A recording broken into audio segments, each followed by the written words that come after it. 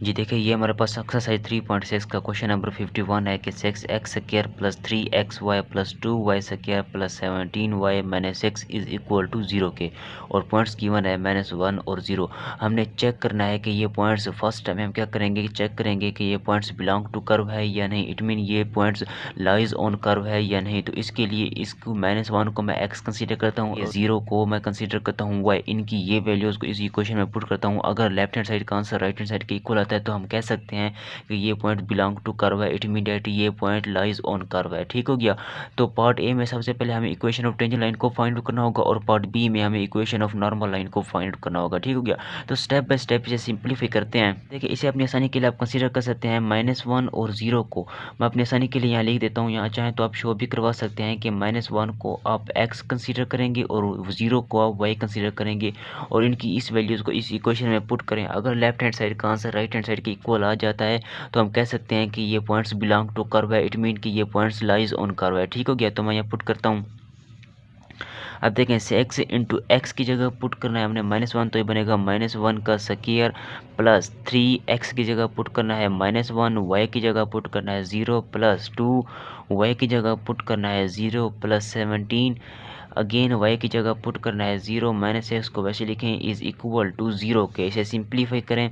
अब देखिए, ये हमारे पास लिखा हुआ है 6 इंटू जिसकी पावर इवन हो माइनस नहीं आता वहाँ लिखेंगे, और ये बनेगा हमारे पास होल टर्म 0, और ये भी होल टर्म 0 बन जाएगी, और ये होल टर्म 0 और -6 इज इक्वल टू 0 के। इसे सिंप्लीफाई करें तो आप कह सकते हैं ये पॉजिटिव 6 है और -6 है, कैंसिल आउट हो जाएंगे तो इसका आंसर 0, तो 0 इज इक्वल टू 0 के। तो हम कह सकते हैं -1 और 0 लाइज ऑन कर्व। ठीक हो गया। तो हम कह सकते हैं कि ये पॉइंट्स लाइज ऑन कर्व है। इट मीन ये पॉइंट्स बिलोंग टू कर्व है। ठीक हो गया। तो हम कह सकते हैं कि पार्ट ए में हम इक्वेशन ऑफ टेंजेंट लाइन को फाइंड आउट करेंगे। ठीक हो गया। टेंजेंट लाइन को फाइंड आउट करेंगे तो इक्वेशन ऑफ टेंजेंट लाइन को फाइंड आउट करने के लिए दो चीज़ों का होना ज़रूरी है। एक तो पॉइंट्स जो कि ऑलरेडी गिवन है, और दूसरा स्लोप। स्लोप नहीं है तो स्लोप को फाइंड आउट करने के लिए इस इक्वेशन को डिफरेंशिएट करेंगे विद रिस्पेक्ट टू एक्स। जब इस इक्वेशन का आंसर आ जाए, इस आंसर में एक्स की जगह -1 और वाई की जगह 0 पुट करके सिंप्लीफाई करेंगे तो हमारे पास स्लोप की वैल्यू फाइंड आउट हो जाएगी। उस एक स्लोप और एक पॉइंट की मदद से हम इक्वेशन ऑफ टेंजेंट लाइन को इजीली फाइंड आउट कर सकते हैं। ठीक हो गया। तो पार्ट ए करते हैं। तो यहाँ लिखें कि differentiate with respect to x. ठीक हो गया। डेरिवेटिव फाइंड आउट करें विद रिस्पेक्ट टू एक्स। तो मैं यहाँ लिख सकता हूँ कि d/dx। ठीक हो गया। इनटू इक्वल के लेफ्ट हैंड की तरफ जो फंक्शन है वो लिखें 6x² plus 3xy plus 2y² plus 17y और -6। ठीक है। अब इक्वल के राइट हैंड की तरफ जो फंक्शन है वो लिखें d/dx। फंक्शन है ये कांस्टेंट वैल्यू है तो कांस्टेंट वैल्यू को पुट करते हैं। इसे सिंप्लीफाई करें, यानी कि हर एक का अलग से डेरिवेटिव फाइंड आउट करते हैं। तो मैं ये लिखता हूँ कि d/dx। ठीक हो गया। इंटू 6x² प्लस 3 कांस्टेंट है इसलिए मैं पहले लिख रहा हूँ, और d/dx into xy plus 2 constant है इसलिए मैं पहले लिख रहा हूँ, और d/dx इंटू y²। 17 कांस्टेंट है इसलिए मैं पहले लिख रहा हूँ d/dx। ठीक हो गया। इंटू y का डेरिवेटिव फाइंड आउट करेंगे। -6 कांस्टेंट है d/dx into 6 is equal to 0, तो कांस्टेंट वैल्यू से इसका डेरिवेटिव 0 के इक्वल है। ठीक हो गया। देखिए, सिंप्लीफाई करते हैं, डेरिवेटिव फाइंड आउट करना है। तो इस पावर को पहले लिखेंगे। ठीक हो गया। पावर की बेस पावर को पहले लिखेंगे, फिर पावर में एक कम कर देंगे वो 1 हो जाएगी। पावर जो होगा फिर x का डेरिवेटिव लेंगे वो 1 के इक्वल होता है प्लस 3। अब देखें, ये दो डिफरेंट वेरिएबल है, एक x में इंक्लूड है और एक y में इंक्लूड है। यहाँ पर हम प्रोडक्ट रूल अप्लाई करेंगे। तो प्रोडक्ट रूल अप्लाई करते बाद फर्स्ट वैल्यू को वैसे लिखा जाता है, डेरिवेटिव लेते हैं सेकंड वैल्यू का, तो dy डिवाइडेड बाई dx। ठीक हो गया। y का derivative with respect to dx। अब प्रोडक्ट रूल में दरमियान में प्लस का साइन लगाते हैं, सेकंड वैल्यू को वैसे लिखते हैं, डेरिवेटिव लेते हैं फर्स्ट वैल्यू का, तो x का derivative with respect to dx, तो d/dx। ठीक हो गया। Into x।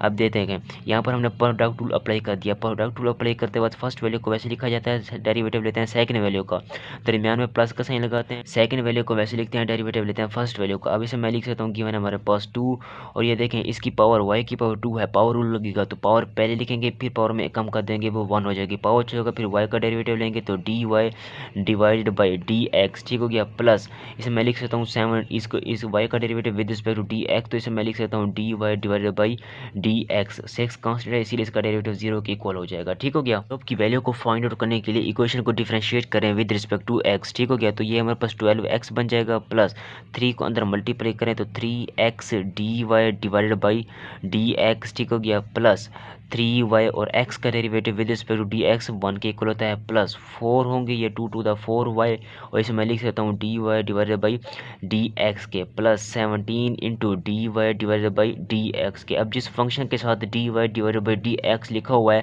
और इसको इक्वल के लेफ्ट हैंड की तरफ वैसे लिखा रहने दें, रिमेनिंग फंक्शन को इक्वल के राइट हैंड की तरफ लिखते हैं। देखिए इसे मैं लिख सकता हूँ गिवन है हमारे पास 3x। अब देखें ये dy डिवाइडेड बाई dx है, ये भी dy डिवाइडेड बाई dx है, तो इनके कोफिशिएंट को एक साथ लिख रहा हूँ, यानी कि मैं dx डिवाइडेड बाई dy को कॉमन निकाल रहा हूँ तो 4y प्लस 17। ठीक हो गया। इनटू मैं इसे लिख सकता हूँ गिवन है हमारे पास dy डिवाइडेड बाई dx के। अब देखें ये रिमेनिंग फंक्शन ये हमारे पास पॉजिटिव 3y जब इस तरफ लिखेंगे तो बनेगा -3y और ये हमारे पास पॉजिटिव 12x जब इस तरफ लिखेंगे तो -12x बनेगा। ठीक हो गया।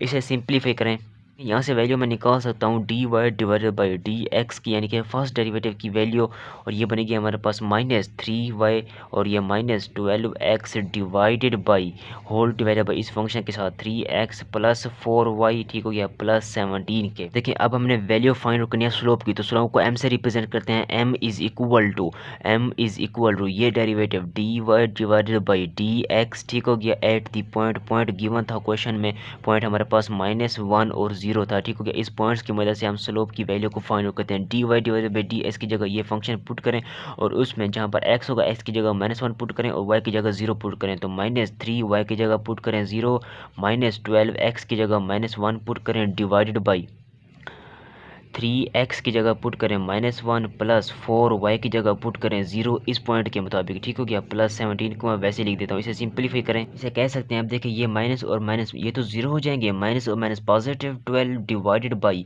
अब देखिए ये हमारे पास 3 को जब -1 से मल्टीप्लाई करेंगे तो -3 और प्लस 17, -3 प्लस 17 तो 14 इसे मैं लिख सकता हूँ। ठीक हो गया।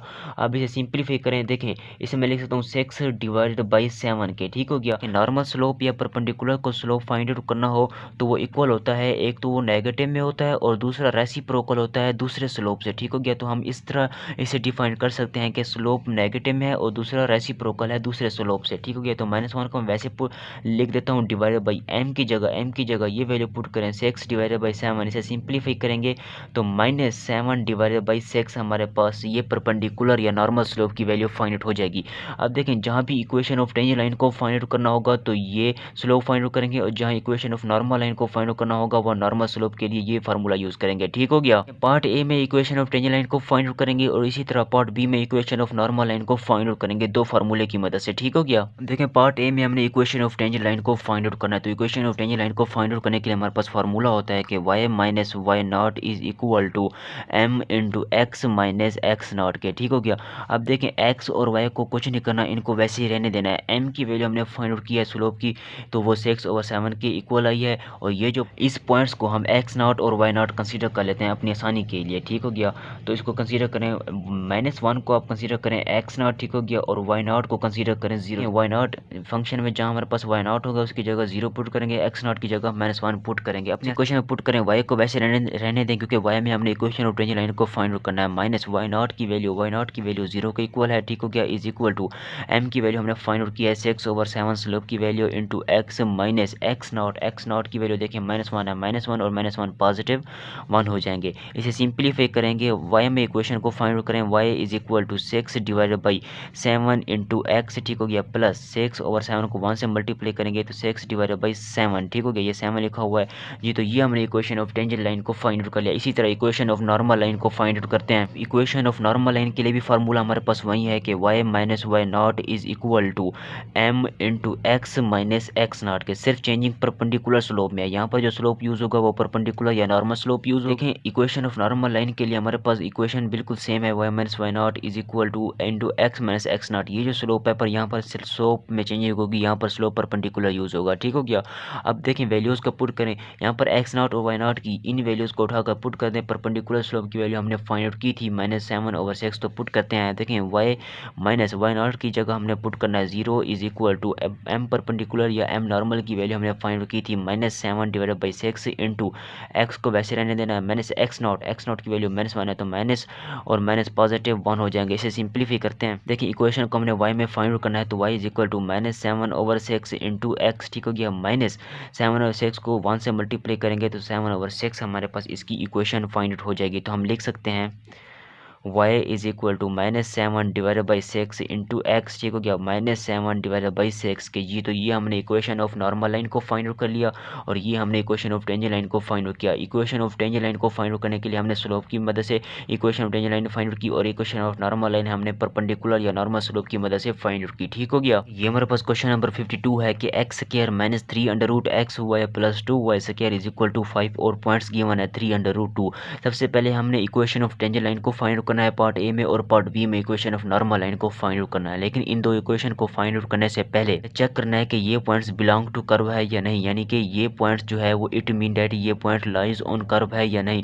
तो इसके लिए इनकी ये वैल्यूज को उठाकर मैं इस इक्वेशन में पुट करता हूँ। देखें 3√2 को x कंसीडर करें और 2 को y कंसीडर करें और इस इक्वेशन में पुट करें। अगर लेफ्ट हैंड साइड का आंसर राइट हैंड साइड के इक्वल होता है तो हम कह सकते हैं कि ये पॉइंट जो है वो बिलोंग टू कर्व है, इट मीन ये पॉइंट लाइज ऑन कर्व है, ठीक हो गया। तो इसकी ये वैल्यूज को इक्वेशन में पुट करते हैं। देखें x की जगह 3√2 इस इक्वेशन में पुट करें तो मैं पुट करता हूँ। देखें x की जगह 3√2 पुट करेंगे और ये उसका स्क्वायर है, ठीक हो गया। माइनस 3√2 को वैसे लिखा रहने दें, x की जगह पुट करें 3√2, ठीक हो गया, इंटू y की जगह पुट करना है हमने 2 के प्लस 2 इंटू y की जगह अगेन पुट करें 2, ये तो 2 का स्क्वायर बनेगा इज इक्वल टू 5 के।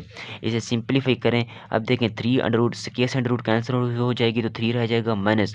अब देखें इसको जब इसे मल्टीप्लाई करें अंडर का स्क्वायर, फिर स्क्वायर से अंडर कैंसिल आउट हो जाएगी तो 3 रह जाएगा, ठीक हो गया। मैं लिख सकता हूँ कि 3 इंटू 2, ठीक हो गया, क्योंकि ये हमारे पास 3√2 हो। मैं यहाँ पर सिंप्लीफाई करके आपको दिखा देता हूँ कि अगर 3√2 हो और 3√2 हो तो इसे हम लिख सकते हैं √3 का होल स्क्वायर से अंडर कैंसिल आउट होगा तो 3 रह जाएगा हमारे पास, ठीक हो गया। अब यानी कि 2 को मैंने वैसे लिख दिया 3√2 इंटू 3√2 की जगह मैंने 3 लिख दिया, प्लस 2 को वैसे लिखें, ठीक हो गया, इंटू ये 2 दा कितना होता है 4 इज इक्वल टू 5 के। इसे सिंप्लीफाई करते हैं। अब देखें ये हमारे पास 3 माइनस 3 2 दा 6 होता है, प्लस 2 को 4 से मल्टीप्लाई करेंगे 4 2 दा 8 होता है इज इक्वल टू 5। तो हम कह सकते हैं कि 5 इज इक्वल टू 5 के। कैसे देखें कि -6 में से 3 को सेपरेट करेंगे तो -3 प्लस 8 में से -3 को सेपरेट करेंगे तो +5, ये +5 लिखा हुआ है, ठीक हो गया। तो हम कह सकते हैं कि लेफ्ट हैंड साइड का आंसर राइट हैंड साइड के इक्वल आ चुका है। इट मीन डैट ये पॉइंट्स जो है, ये पॉइंट्स जो गिवन था क्वेश्चन की स्टेटमेंट में, ये पॉइंट गिवन था, ये पॉइंट्स बिलोंग टू कर्व है, इट मीन ये पॉइंट्स लाइज ऑन कर्व है, ठीक हो गया। तो पार्ट ए में इक्वेशन ऑफ टेंजेंट लाइन को फाइंड आउट करते हैं और पार्ट बी में हम इक्वेशन ऑफ नॉर्मल लाइन को फाइंड आउट करेंगे। तो लेकिन इन दो चीज़ों को फाइंड आउट करने से पहले सबसे पहले हमें स्लोप का फाइंड आउट होना ज़रूरी है। तो क्योंकि स्लोप और इस एक पॉइंट की मदद से हम इक्वेशन ऑफ टेंजेंट लाइन को फाइंड आउट करते हैं। तो स्लोप को हम फाइंड आउट करेंगे इस इक्वेशन को डिफरेंशिएट करके विद रिस्पेक्ट टू एक्स। तो इस इक्वेशन को मैं डिफरेंशिएट करता हूँ विद रिस्पेक्ट टू एक्स और स्लोप की वैल्यू को फाइंड आउट करता हूँ, ठीक हो गया जी। तो देखिए मैं यहाँ लिखता हूँ कि differentiate with respect to x, x के लिहाज से हमने फंक्शन का डेरिवेटिव फाइंड आउट करना है, ठीक हो गया।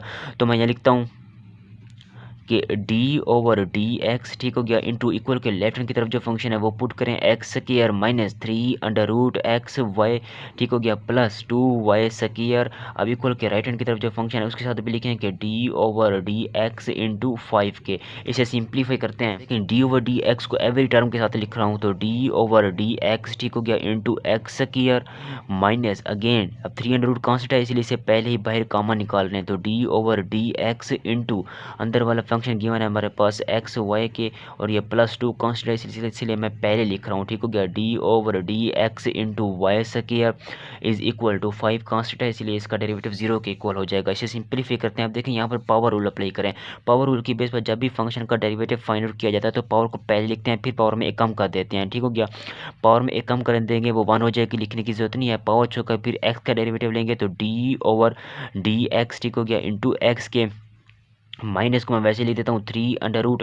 अब देखें ये दो डिफरेंट वेरिएबल है, एक x में इंक्लूड है और वो एक y में इंक्लूड है। यहाँ पर हम पावर रूल अप्लाई नहीं कर सकते, ठीक हो गया। यहाँ पर प्रोडक्ट रूल की बेस पर फंक्शन का डेरिवेटिव फाइंड आउट किया जाएगा। प्रोडक्ट रूल की बेस पर जब भी फंक्शन का डेरिवेटिव फाइंड आउट करते हैं फर्स्ट वैल्यू को वैसे लिखते हैं, डेरिवेटिव लेते हैं सेकंड वैल्यू का तो d/dx इंटू वाई तो dy/dx। अब प्रोडक्ट रूल में दरमियान में प्लस का साइन लगाते हैं, सेकंड वैल्यू को वैसे लिखते हैं, डेरिवेटिव लेते हैं फर्स्ट वैल्यू का तो d/dx, ठीक हो गया, इंटू फर्स्ट वैल्यू गिवन हमारे पास x के मैंने इसे फर्स्ट वैल्यू कंसीडर किया और इस y को सेकंड वैल्यू कंसीडर किया अपने आसानी के लिए, ताकि मैं इजीली प्रोडक्ट रूल अप्लाई कर सकूं।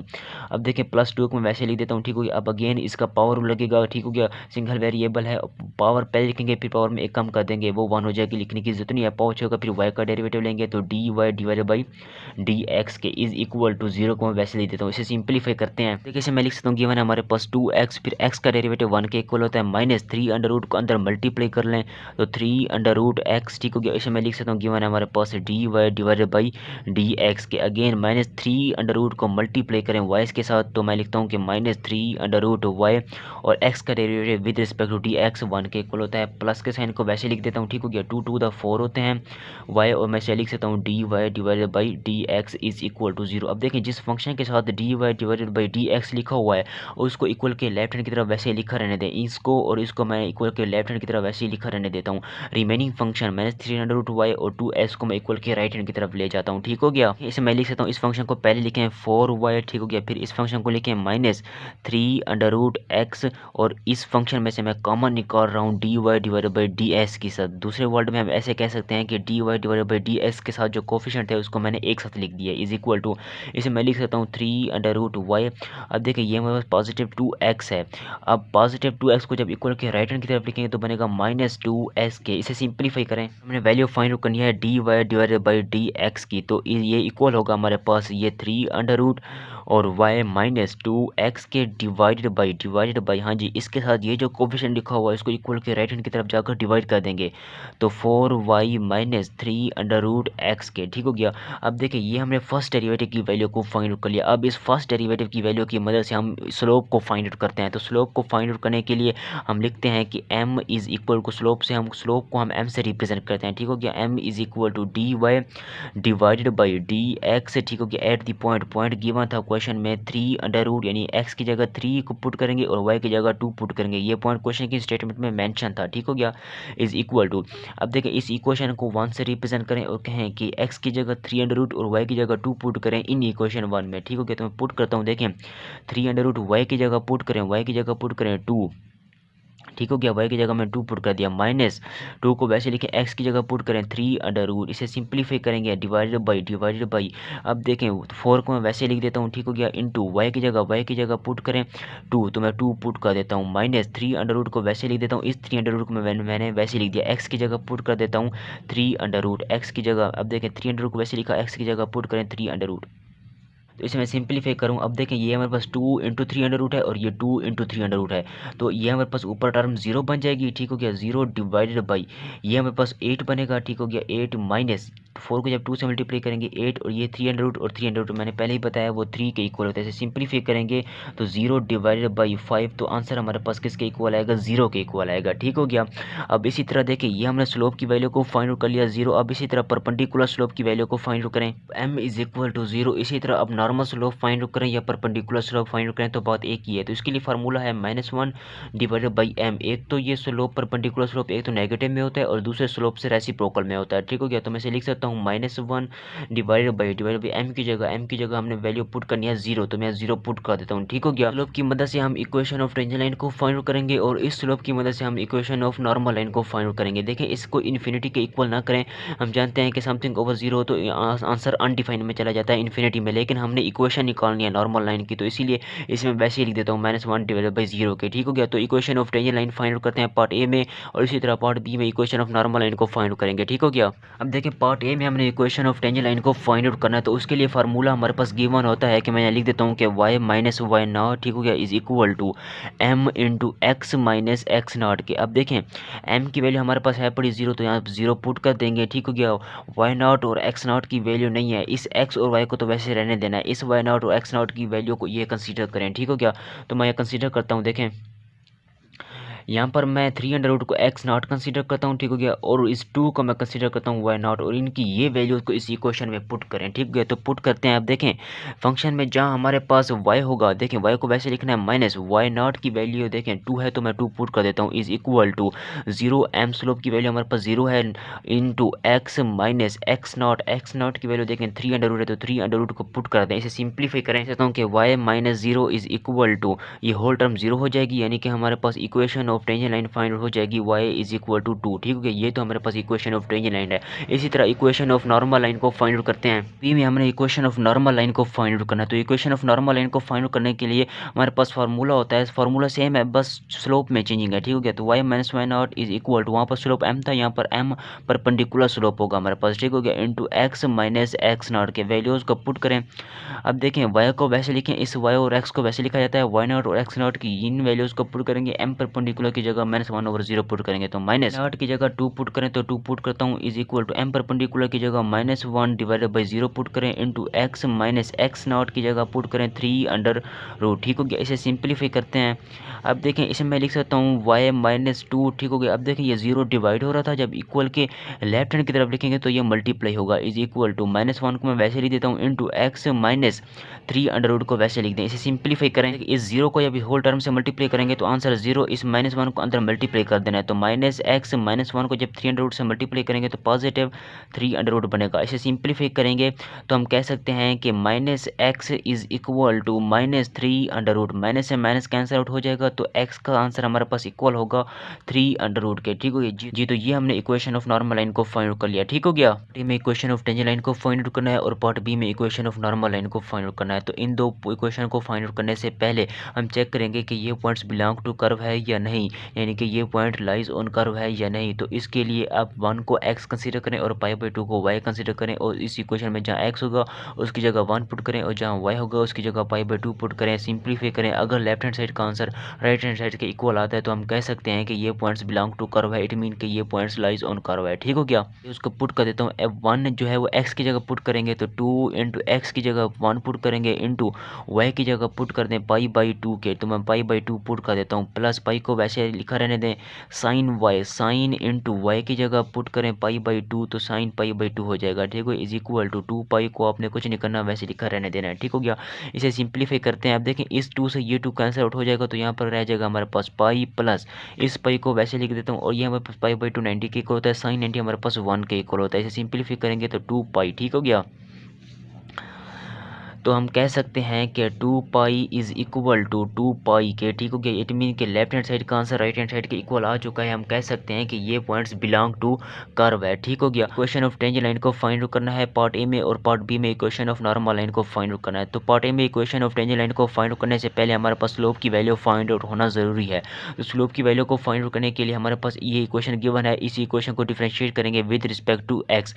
एक्स के लिहाज से इस फंक्शन का जब डेरिवेटिव फाइंड आउट करेंगे, इसका जब डेरिवेटिव फाइंड आउट हो जाए उसमें एक्स और वाई की जगह ये पॉइंट पुट करेंगे तो स्लोप की वैल्यू फाइंड आउट हो जाएगी। एक स्लोप और इस एक पॉइंट की मदद से हम इक्वेशन ऑफ टेंजेंट लाइन को इजीली फाइंड आउट कर सकते हैं। ठीक हो गया, मैं लिखता हूँ कि differentiate with respect to x. ठीक है, इसी इक्वेशन को डिफरेंशिएट करें विद रिस्पेक्ट टू एक्स।